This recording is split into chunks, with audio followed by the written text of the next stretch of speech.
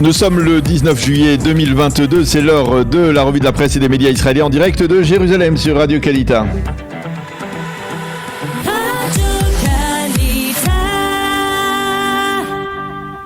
En consultant la presse ce matin, la presse israélienne, on comprend que l'on est entré dans cette période des grandes vacances où les manchettes sont diverses et surtout moins commentées. Et oui, effectivement, Ilana, mais des manchettes qui n'en demeurent pas moins brûlantes, on va dire au sens propre et au sens figuré, comme celle du Yediot Aharonot qui se rapporte justement donc aux incendies gigantesques qui touchent l'Europe à la suite de la canicule actuelle. L'Europe brûle, titre le Yediot Aharonot avec une photo impressionnante des incendies de forêt qui dévastent actuellement l'ouest de la France. Le quotidien israélien parle de 20 000 personnes déplacées en France, 1 millier de morts de la canicule en Espagne et au Portugal, et ce alors que l'on s'attend aujourd'hui à des températures records, plus de 43 degrés en Grande-Bretagne, et les experts l'affirment, ce n'est que le début. Le Yediot Aharonot en page intérieure souligne qu'aucune des recommandations des experts, des experts faites il y a 2 ans n'a été mise en application. Le Israël Hayom a dit que la canicule va également toucher Israël aujourd'hui et au cours des prochains jours. Et puis le Israël Hayom a choisi de titrer, lui, sur 2 dossiers sociaux, l'éducation et la hausse des prix. En effet, le quotidien gratuit consacre sa manchette à ce qu'il appelle l'argent perdu du ministère de l'Éducation nationale en Israël. Il s'avère à la suite d'une enquête menée par les journalistes du Israël Hayom qu'il existe au sein du ministère des bureaux qui font doublon et qu'il n'y a souvent pas de coordination entre différents départements qui travaillent sur des sujets semblables. Au bout du compte, l'ardoise de plusieurs centaines de millions de shekels est réglée par l'État et donc indirectement par les contribuables israéliens. C'est exactement ce qu'écrit ce matin en commentaire Tal Lourier dans le Israël Hayom. Quant à la hausse des prix, eh bien, elle touche désormais tous les secteurs des coûts, en partant par les couches pour bébés aux assurances voitures. Ces assurances voitures qui vont augmenter de 13% en Israël prochainement.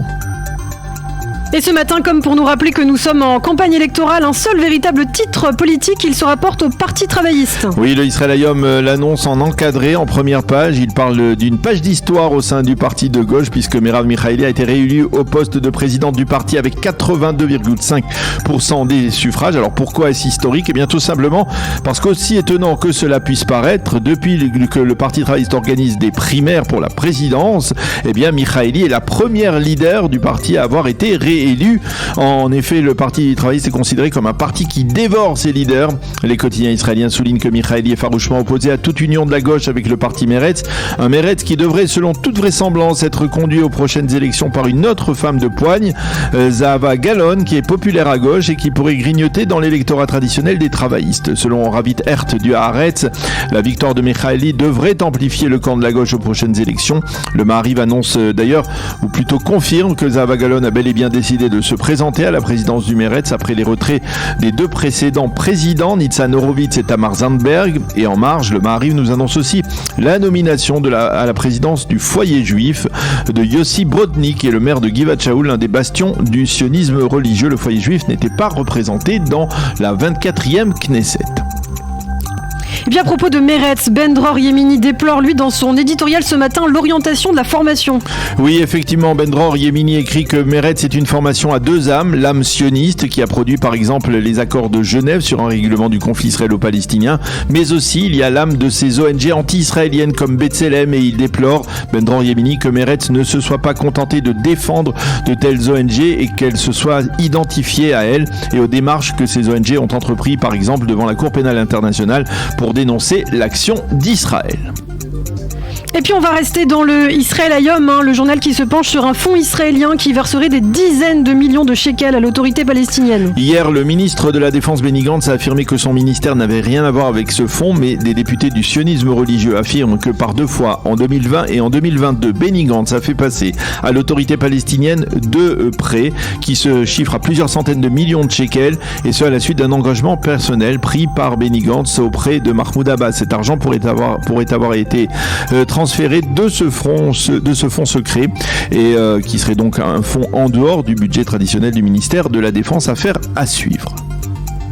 Et par ailleurs, Daniel, la presse israélienne ne mentionne quasiment pas ce matin le sommet tripartite qui se tiendra aujourd'hui à Téhéran. Oui, un sommet pourtant très important qui réunira Poutine, Erdogan et le président iranien Raïssi. Madar Peri, la spécialiste du dossier arabe dans le Yediot Ahronoth, synthétise pour nous les enjeux de ce sommet. Les Iraniens veulent de l'argent, les Russes veulent des drones iraniens pour poursuivre leur combat contre l'Ukraine et Erdogan, lui, il veut prendre le contrôle du nord-est de la Syrie et y ramener 1 million de réfugiés syriens qui se trouvent encore sur son territoire en Turquie.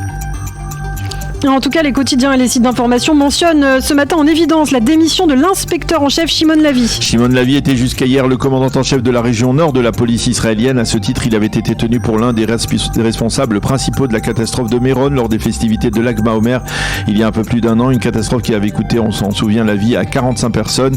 À l'époque, déjà, l'inspecteur en chef Lavie avait endossé la responsabilité de ce drame. Mais hier, il a pris la décision de démissionner. Les familles des victimes de Méron se sont félicitées de cette décision. D'ailleurs, désormais, ces familles réclament également la démission du commandant en chef de la police, Kobi Shabtai, qui était lui aussi en fonction au moment du drame. Et puis enfin, on va terminer cette revue de la presse par un coup de chapeau en sport. Oui, effectivement, un coup de chapeau qui est mentionné en une de tous les quotidiens israéliens et bien entendu dans les pages sportives. Il est adressé à Lona Salpeter, l'athlète israélienne qui a brillamment remporté la médaille de bronze du marathon lors des championnats du monde qui se tiennent actuellement à Eugene dans l'Oregon aux États-Unis. Elle est immense, Anakit, titre ce matin en hébreu le Yediot Ahronoth en nous montrant une photo de l'athlète revêtue du drapeau israélien après avoir franchi la ligne d'arrivée en 3e position, donc en 2h20 minutes et 18 secondes dans ce marathon. Une formidable performance à vous les spécialistes et c'est Alex Averbourg qui a obtenu lui-même 2 médailles de bronze lors de ces championnats du monde d'athlétisme en saut à la perche qui salue cette prestation particulièrement impressionnante.